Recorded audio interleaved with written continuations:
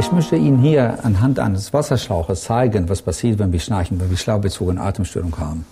Wenn wir einen Wasserschlauch haben und alles frei, dann ist der Durchfluss ungehindert, geht weiter. In dem Moment, wo das hier ein Knick entsteht, dann verringern wir den Durchfluss. Und das ist, was passiert, wenn wir eine Verengung in diese oberen Luftwege da bekommen.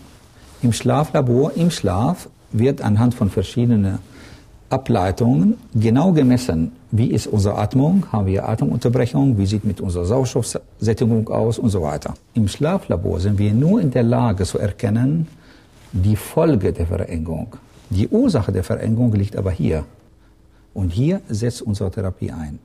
Das ist im Großen und Ganzen aus zwei Gründen sehr wichtig. Einmal, wo die Verengung hier vorhanden ist, erhöht sich der Druck davor so stark, dass anhand dieses Beispiels, zum Beispiel wenn die Dichtung nicht in Ordnung ist, könnte jederzeit platzen. Und das, was wir nicht haben wollen im Bereich von unseren Lungen- und Herzsystem, weil der Druck erhöht sich sehr stark, die Lunge arbeitet immer gegen einen Widerstand. Wenn wir schaffen, diese Verengung zu erkennen, und das tun wir durch die SNE, sind wir in der Lage, das zu beheben, und im Nachhinein ist der Durchfluss frei und wir haben keine Störung mehr.